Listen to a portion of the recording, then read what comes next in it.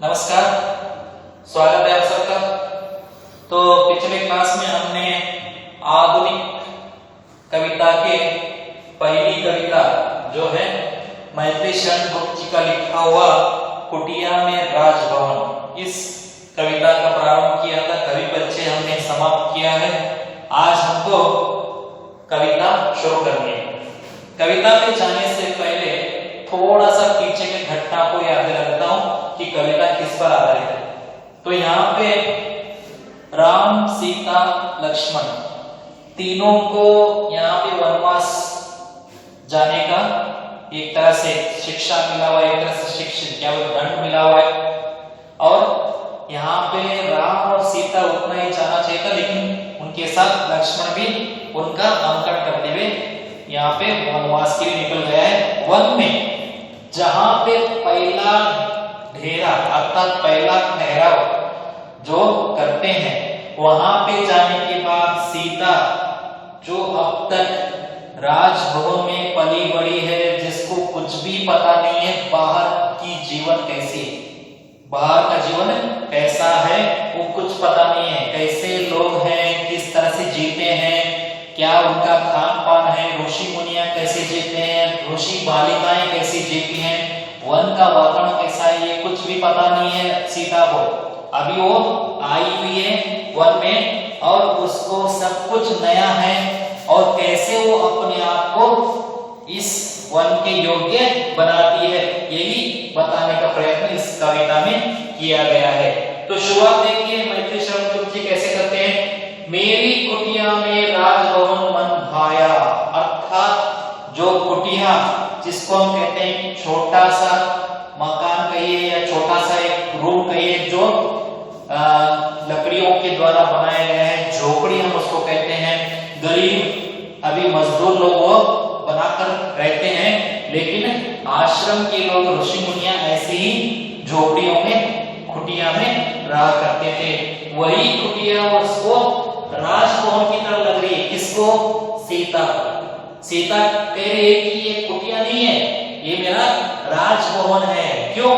क्योंकि उसको अभी दुख जताना नहीं है, बल्कि उसमें एडजस्ट होना है, क्योंकि 14 साल का वनवास है। ये क्या 2 दिन का नहीं कि ऐसे ही बिता लिया चले गए, 14 साल तक वन में रहना है, तो उसको एडजस्ट होने के लिए वो पहले दिन से शुरुआत कर देती है, अपने एक छोटे से कुटिया को ही राजभवन बना लेती है और कहती है यहाँ के सम्राट कौन है? स्वयं मेरे प्राणेश। यहाँ के इस राजभवन के सम्राट कौन है? मेरे प्राणेश अर्थात मेरे पति देव। और सचिव देवर।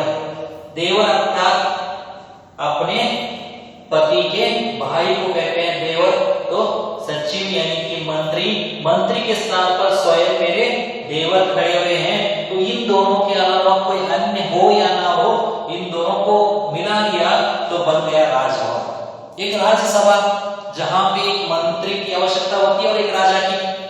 हो गया, राजा राम है, सचिव देवर लक्ष्मण है, तो किसी अन्य की क्या जरूरत है।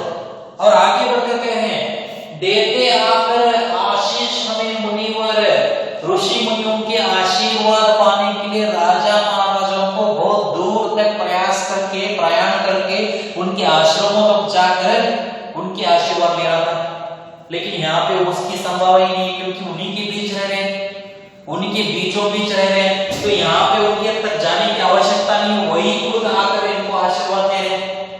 तो कितने बड़े भाग्यशाली हैं हम लोग, जहां पे राजा खुद है ऋषि मुनियों के पास जाया करता था आशीर्वाद पाने के लिए। यहाँ पे देखिए हम जहां पे है वहीं पे ऋषि मुनियां आकर हमें आशीष यानी कि आशीर्वाद दे रहे हैं। ये हमारा भाग्य है। धन तुच्छ है यहाँ पे, धन यानी कि संपत्ति, जिसको भोगते हुए जीवन बिताया था सीता ने।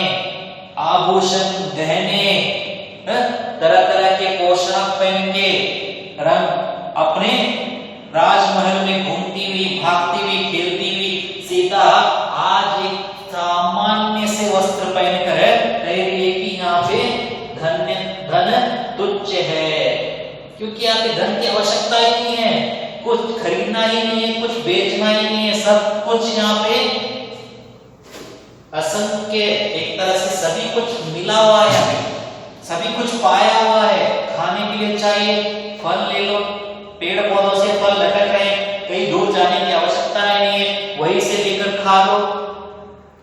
अन्न की आवश्यकता है, कुछ ऋषि मुनियों ने खेत सजाई हुई है, वहां से अन्न मिलता है उनको, या भिक्षा के द्वारा अन्न मिल रहा है, तो कहीं और जाने की आवश्यकता क्या है?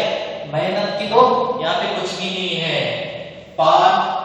पानी पीते मृग सिंह एक ही तट पर, अब तक सीता को बताया गया था सिंह बहुत ही खतरनाक जानवर है, जिसके सामने अन्य प्राणी भाग कर चले जाते हैं, उसको देखकर भागते हैं। लेकिन यहाँ पे सीता ने एक अलग दृश्य ही देखा। जहां पे वो खड़ी थी वहां पे एक नदी है, जिसके तट पर सिंह भी पानी पी रहा है, उसके पास में ही हिरण भी पानी पी रहा है। अर्थात जिसके बीच में कोई भी भय का वातावरण नहीं है, दोनों एक समान पानी पी रहे हैं। अर्थात वहां पे किसी पर आक्रमित नहीं है और ना ही किसी को किसी से डरना है।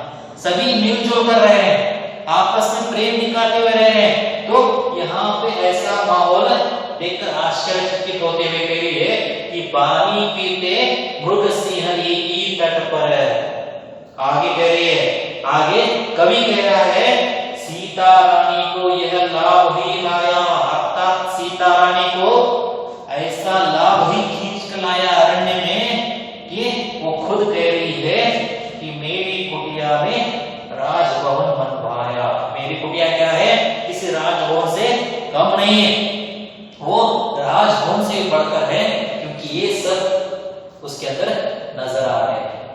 तो आगे का पद हम थोड़ी देर में देखेंगे। तो इस पद में देखिए सीता के प्रारंभ जो देखा है उसने वो बताया गया है। आगे के पद में देखते जाएंगे किस तरह से वो वन में अपने आप को पूरी तरह से ढालते हुए जाती है, किस तरह से अपने आप को एडजस्ट करते हुए जाती है, वो हम आगे के पोएम में देखेंगे। आगे का पोएम अगली क्लास में लेंगे। फिर मिलते हैं, धन्यवाद।